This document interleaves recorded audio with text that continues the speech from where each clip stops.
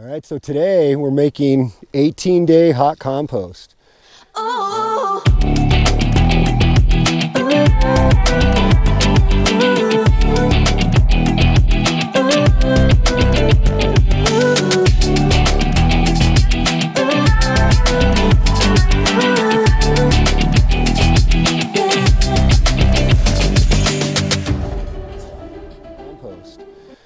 And what I'm doing right now is I'm wetting down my alfalfa.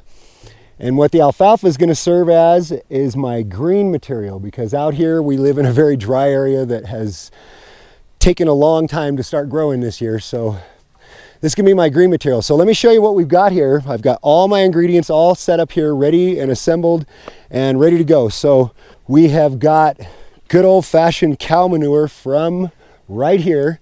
And what I did is I put it through the chipper and it's all powderized and ready to go, obviously very dry. This is pinyon pine bark. So what I did is every one of the downed old pinyon pine trees on my property, I went around and gathered up all the bark and ran it through the chipper. And the reason why is because I found out that a lot of nurseries use this in their planting mixes to hold water. So I'm going to put this in the compost to give it the ability to hold more water. And then here we have the last year's worth of yard debris, last year's garden, a bunch of straw, grasses, and all of my food scraps from the last year, all ground up in here. And it's ground up really, really fine. This stuff's gonna break down really fast. Got the rest of the bale of alfalfa, and then this is just the native grasses here. And this is after it's already released all the seeds. So this is last year's just basically straw. And so what I've done is mowed a bunch of this, and I'm gonna mix all these ingredients together here in this cage, just like what I did last year.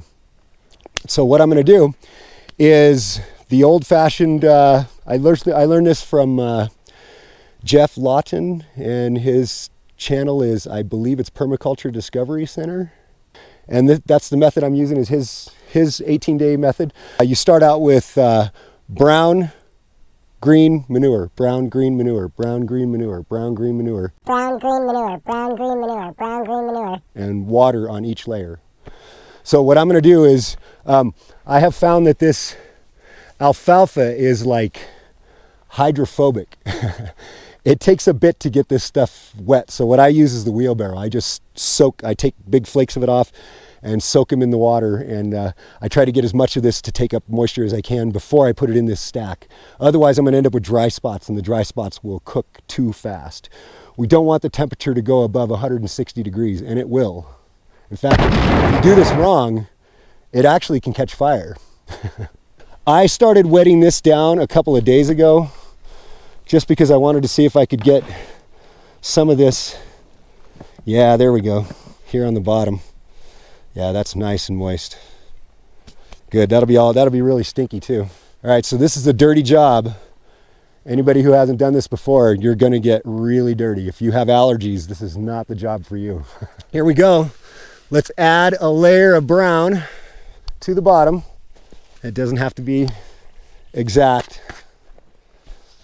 There's no wrong way to do this. I've seen people fill these things up with as little as 6 layers. I'm probably gonna do like 12 if I was to guess.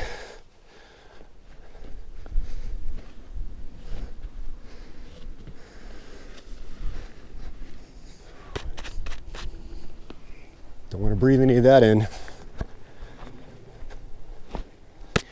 And I'm going to use a lot of water in this process.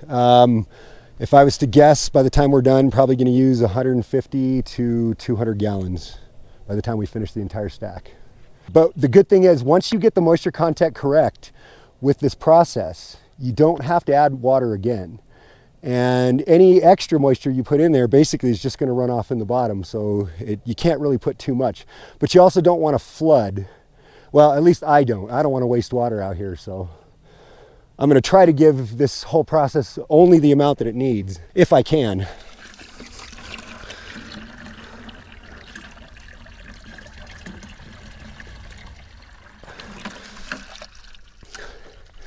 This is one of those situations where being hooked to city water would sure be nice. It would make this go a lot faster. So what I'm doing, normally I would put down all 3 layers before I start putting down the water.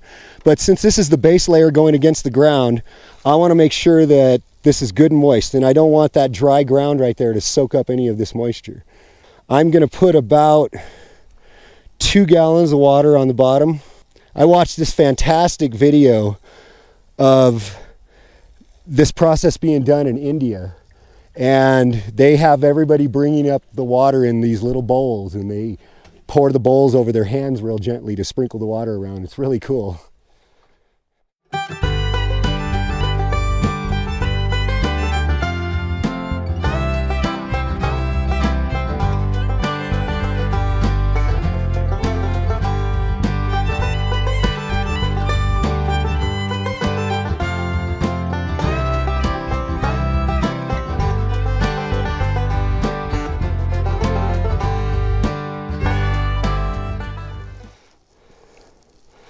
By the way, thank you, Paul, for filming this for me.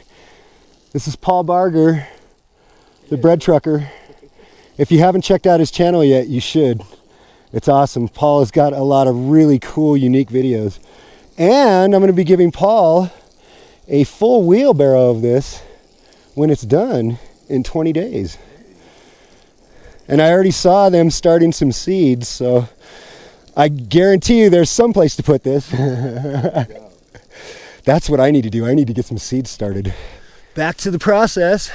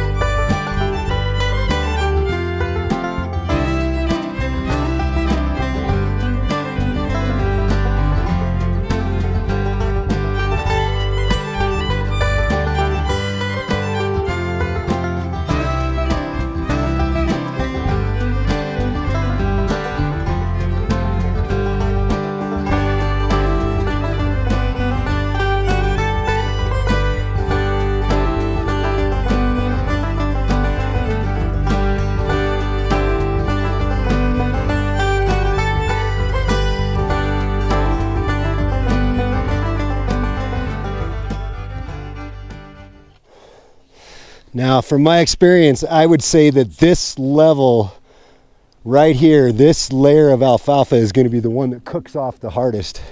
It's going to be, I bet you that there's the middle of that turns to white ash, even in the first 4 days. So the only thing I do different out here than what Mr. Lawton recommends in his video is I only do 4 days with the cage, and then I open it up and I turn the pile.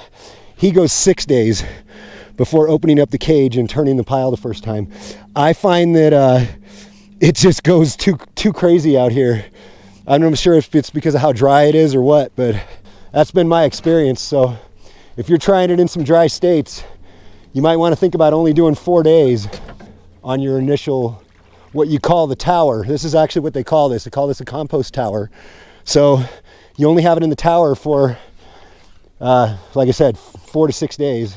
Now I got to remember to get some more started, since this stuff's got to sit in there and get moistened up. This time I think I'm going to break it up just a little bit. Last time I just put the flakes in there whole, and they seem to be so dense that, I mean, look at how dry this was when that farmer cut that field. My goodness, that is dry. That is really dry.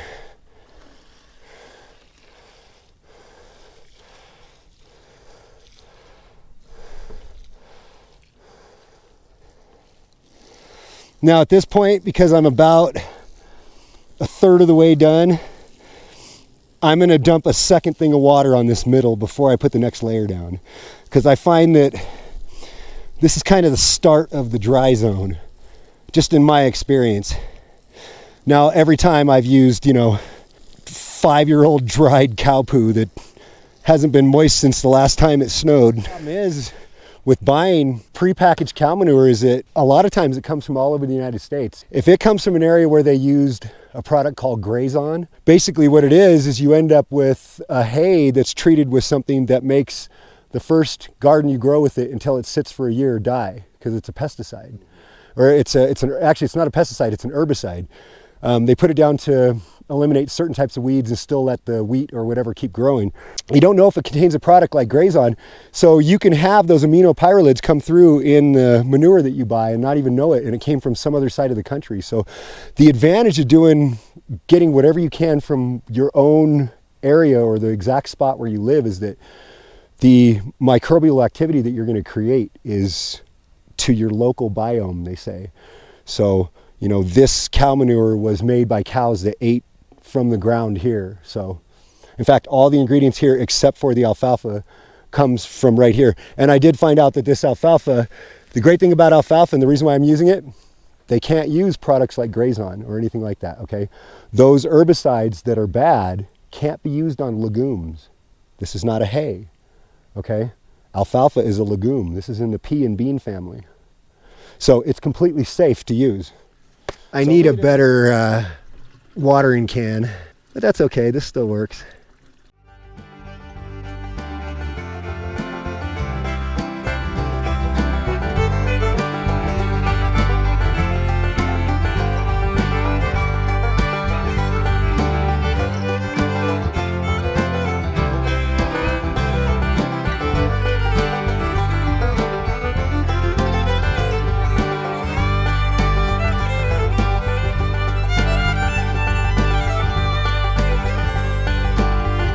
If there's water running out the sides at the bottom, then I know I got too much. First time I made this with alfalfa, I did not pre-moisten the alfalfa, and I had to disassemble the stack 4 days later and re-moisten the whole thing, and it took like an extra 4 hours, and I learned my lesson. This step is the most important.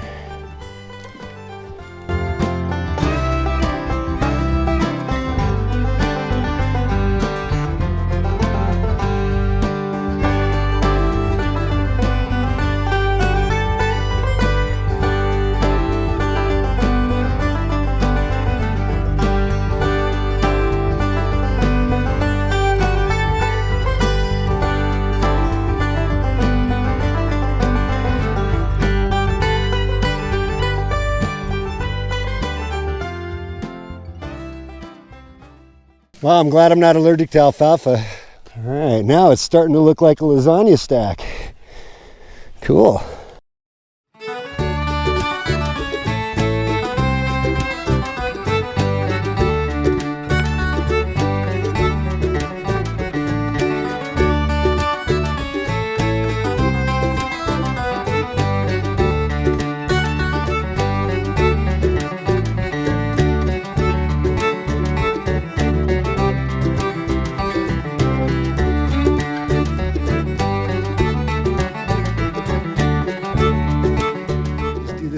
This is last year's compost.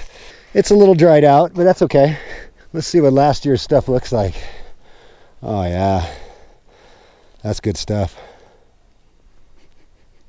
Not a lot of activity going on in there, but it's not surprising. It's been sitting out here in the absolute freezing.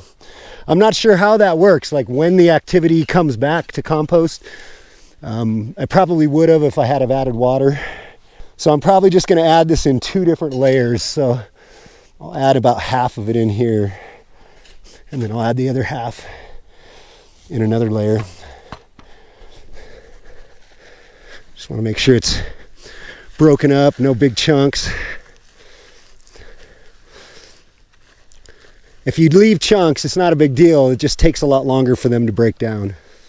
Only one pack rat, oh, there's part of its nest. Only one pack rat made a nest down in the... Oh yeah, this layer's got a lot of compost in it. I can smell it.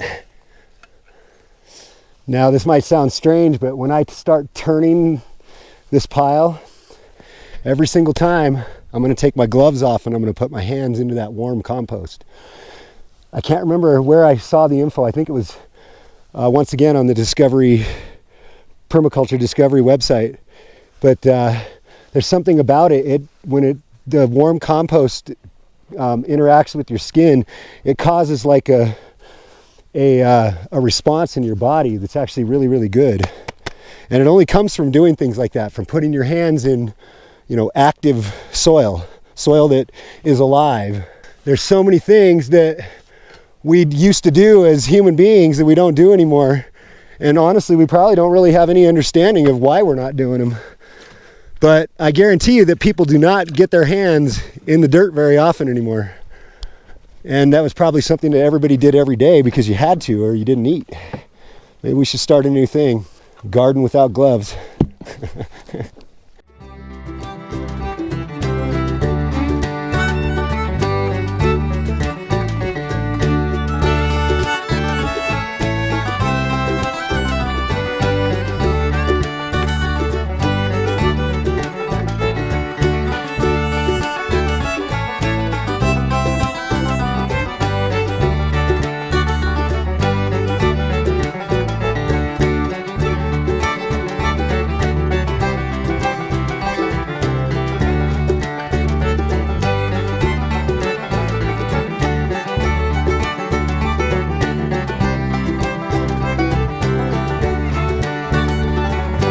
I'm remembering now how much work this is.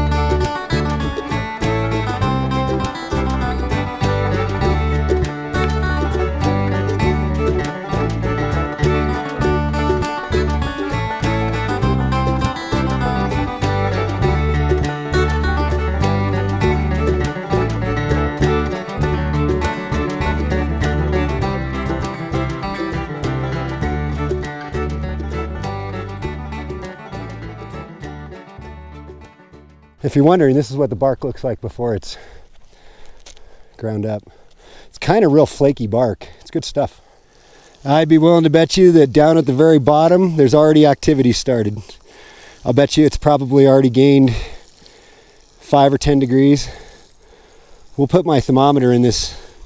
That way I can come out every day and check it. What I like to do is I like to poke the thermometer in the side of the stack, and then I can just walk out and look at it anytime. I use a 20-inch thermometer, so it's not going to get me all the way to the middle of the stack, but pretty close. Yeah, this is coming along really nice. Now, probably the one thing I didn't explain is why we use a stack this size. The whole idea is you're trying to get a pile going that is 1.5 cubic meters. When it has that much size, or basically when it has 4 feet by 4 feet, the center of the pile can get up to a certain temperature. What we want is we want between 150 and 160 degrees. What that'll do is it'll actually sterilize all the bad stuff in the compost. It'll also kill any seeds that are in any of the weeds, or, I mean, some of the stuff I use still has oats and wheat that I grew last year. I don't want any of that stuff to grow, and it won't, as long as I keep the hot compost going. So the center of this pile is going to get up to about 160 degrees. And the reason why you rotate the pile every 2 days all the way through until you reach about day 18 or 20 is to keep constantly rebuilding that activity in the middle. So you're going to give it fresh material to burn. If you kind of think about it, it's kind of like wet burning the compost. So all you're doing is you're feeding it material to live off of. And by doing that, you just keep constantly turning the pile back in on itself. So it takes 4 days to start that activity out from the very beginning. And it looks like I might not have got this close enough together, but that's okay. It'll still stay, all that will stay in, believe it or not.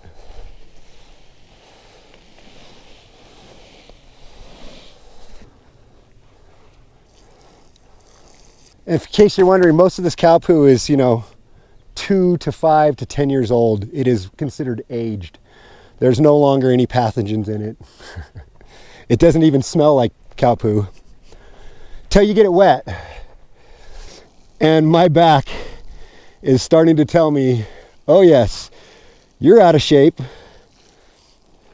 and you're working hard. I think I enjoyed too much of the winter festivities this year, just hanging out, let myself get out of shape a little bit. Okay, so this is a trick, once again, that I learned from Mr. Lawton. Just do a couple of little stabby stabs in there to kind of help the moisture penetrate through the layers. Not too much. You notice how I'm not pulling up in any way. I'm just giving it a stab. All right, and now I'm going to put a larger amount of water down those openings I made, if that makes sense. And now that'll infuse more moisture to the center of the pile, because that's the part that wants to dry out for some reason every time.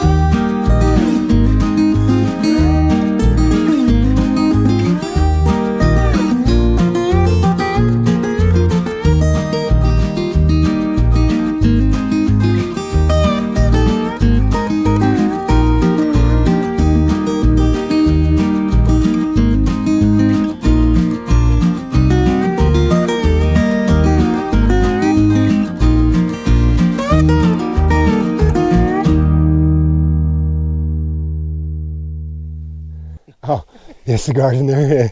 They actually had they had a lot of nitrogen. I'm surprised it didn't get ground up in the chipper though. Like, how did that make it through? Weird. All right, so now comes about another 20 gallons of water on the top, and then we're done. The good news is these grass layers, that's why you want this on the top, because it holds a lot of moisture in it. Helps to keep the top of the stack moist. What I'm trying to do now is just address any dryness on the sides. But as you can see, if you look down at the bottom layers, there's almost no dryness on them because it does start to soak through, but the edges are what gets dry first.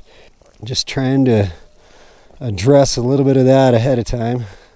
Now I was noticing at the very bottom, there's still a little dry grass, but for the most part, yeah, it's still dry. So we're still trying to get some moisture to work its way down, but some of the middle layers are starting to get a little more moist in between. It takes a while for everything to soak in. Like when it sits overnight, a lot of that moisture will soak through. What I'm gonna do now, I'm gonna add a secret ingredient to this stack. So this is my bucket of what's called swamp water, okay? If you haven't looked up what that is, just look it up on YouTube. It's called swamp water. There are civilizations that have been using this as a primary fertilizer for thousands of years. I'm not gonna lie to you, it stinks really bad. I know I just cussed, but this stuff smells so bad it deserves a cuss word.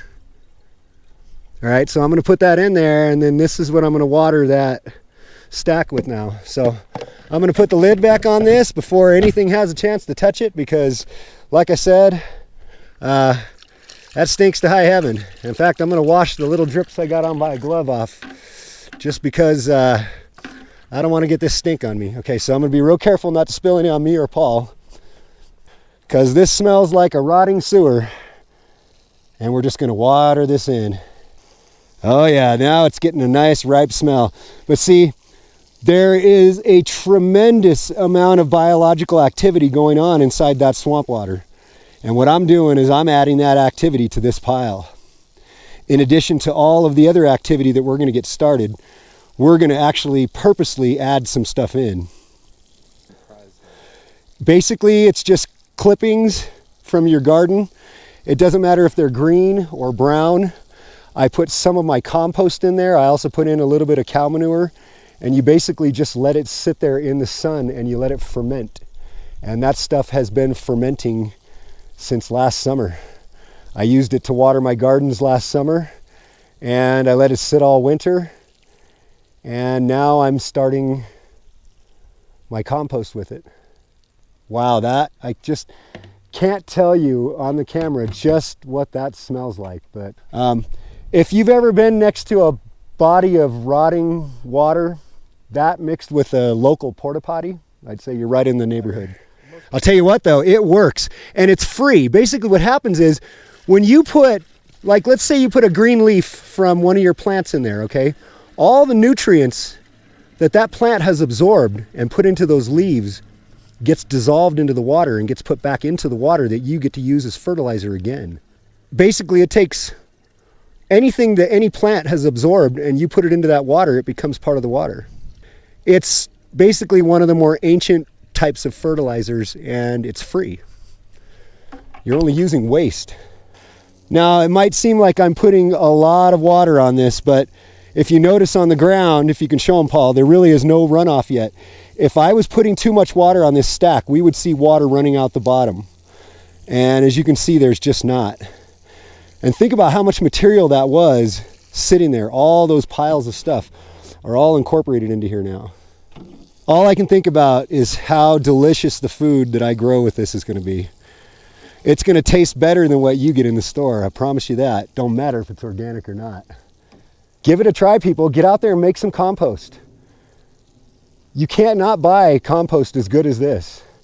Plus, I still have one more secret ingredient to add the first time that I flip this pile. So the other day, I burned a pile of firewood, huge. And I burned it all down until it was coals, and then I put the coals out and made basically charcoal, okay? And then you take this charcoal and you infuse it with some good stuff. So what did I infuse this with? Well, I infused this with my swamp water, and then I put in urine, and that's actually a very good activator, a nitrogen activator. What this does is now this has created activated biochar, and I'm gonna add this biochar to my compost. And what biochar does, if you don't know, every cubic inch of this material holds 1 acre of surface area. Okay, all that surface area is what can hold microbial life, which is what we're trying to get going in the soil. So this is like, it's like a super apartment structure for your gardens. And there we go. We're just going to let it ferment in the sun. So that's basically it. We're basically done. I'm just going to add a little bit more water. There really is nothing left to the process other than in 4 days, I'm going to open up this cage and I'm going to remake this pile here. So I'm going to turn that whole thing in on itself and make one big pile here. And then 2 days after that, I'll remake the pile over there, and I'll just keep going back and forth until we're at about 18 to 20 days, and then we're done. So if you like this video, please like, share, and subscribe. And stay tuned in this summer. We're going to have a lot more really cool videos to come. And as always, if you have any questions about anything I'm doing here, just leave them in the comments. I'll do my best to answer them. And also, I'll leave some links to my videos from last year where you can see me making compost just like this. I think I did it 4 or 5 times, I'm not sure. But this time actually went a lot smoother. This time I had everything prepared better. I had everything just prepared much better, and that's the key, proper preparation. Looks like we got a leaner. Yeah, it's leaning a little bit. I probably could have had another thing holding it together right here, but all right, that's it. So next thing I've got to do is cover this with a tarp, which I did not bring out here and get ready. And I also noticed another mistake I made, which I guess there's no mistakes, it's all happy accidents, but I did not incorporate that into this. You did some, but not all of it. Maybe, you know what? I'm gonna go ahead and just throw that on there and water it down, just because I'd like this to be part of this. And if I don't do it now, I may not do it. I still can't believe that nothing made a big nest in here over the winter. That's amazing. Count these out. So 1, 2, 3, 4, 12. Holy crap, I can't believe that. I ended up with 12. I think that's what I said in the beginning. Several days later. Wow, that stinks. Yep, it sure does. What are you doing? I'm doing the second flipping of the pile. Wow. I didn't record the one I did the other day, so you got to flip this pile every 2 days. So this is flip number 2, so this is on day 8. Wow, it freaking stinks. Yeah. Oh my God. Yeah, this is on day 8. Whew. Yeah. Well, the wind gets that just right. Yeah, it's a stinker. That's a stinker. It's got a lot of good stuff in there. Good job, though. It's already starting to break down. This stuff grew the best vegetables last year. I've never tasted lettuce like that. Have you, Ed? No. It was the best vegetables we've ever had. Yep. I gotta get in a different wind direction, man. That shit stinks. Woo! Yeah, it does. Oh, steamer. Got a steamer.